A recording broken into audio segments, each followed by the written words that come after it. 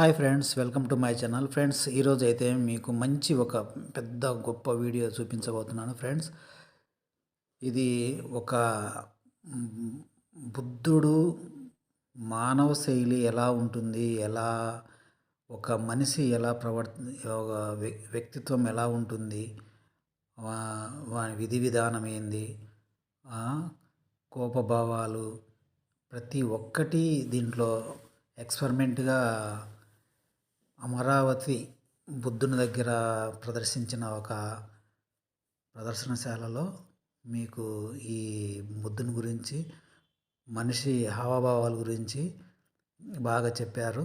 ఈ video last వరకు అయితే చూడండి, చూసి ఆనందించండి. ఈ సూక్తులు కూడా పాటిస్తారని ఆశిస్తున్నాను.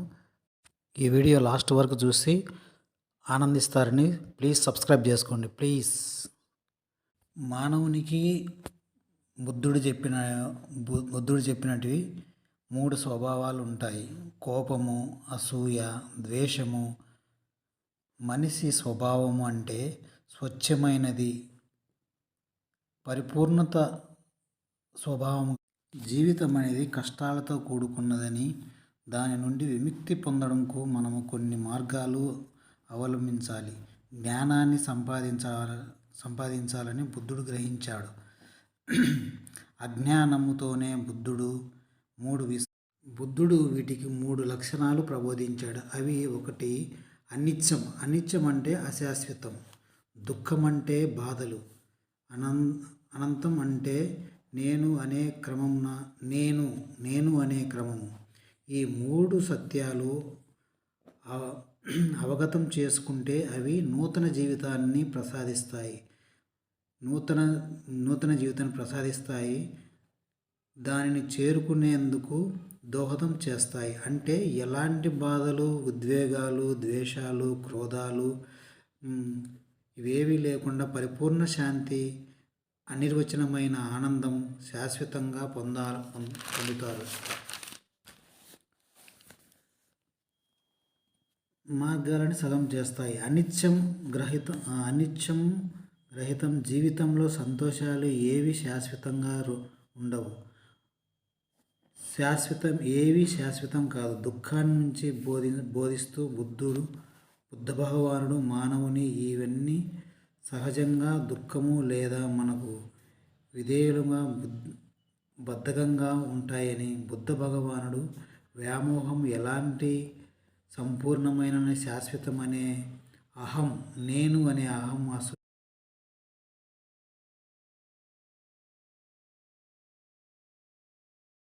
వ్యామోహం ఎలాంటి మనసు సంపూర్ణమైనను శాశ్వతమనే అహం, అసూయ పైన పడుతుంది. శరీరం, బుద్ధి మారుతుంది.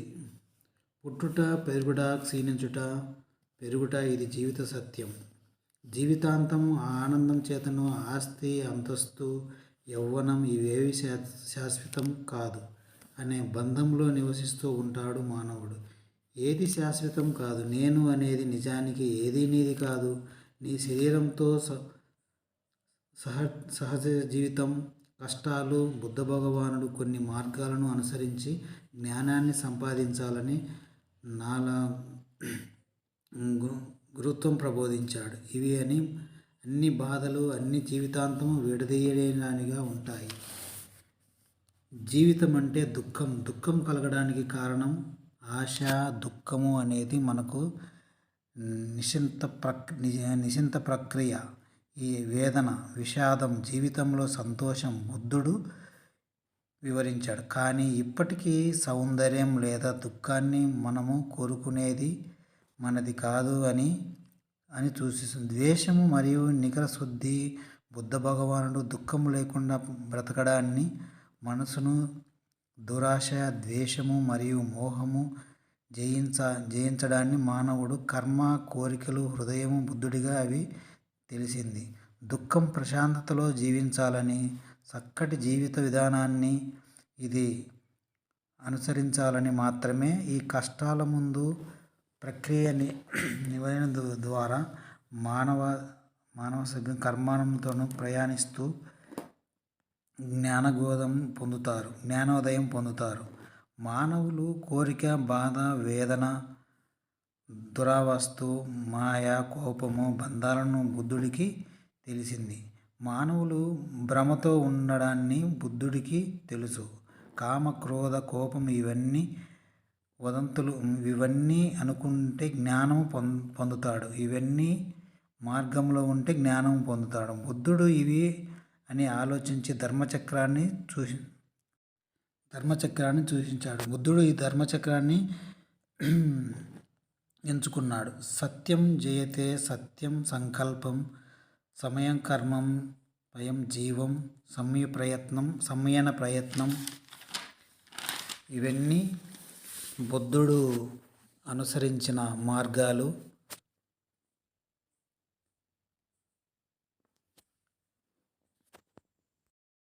ఫ్రెండ్స్, ఈ వీడియో మీకు చివరి వరకు చూసినందుకు చాలా సంతోషం ఫ్రెండ్స్.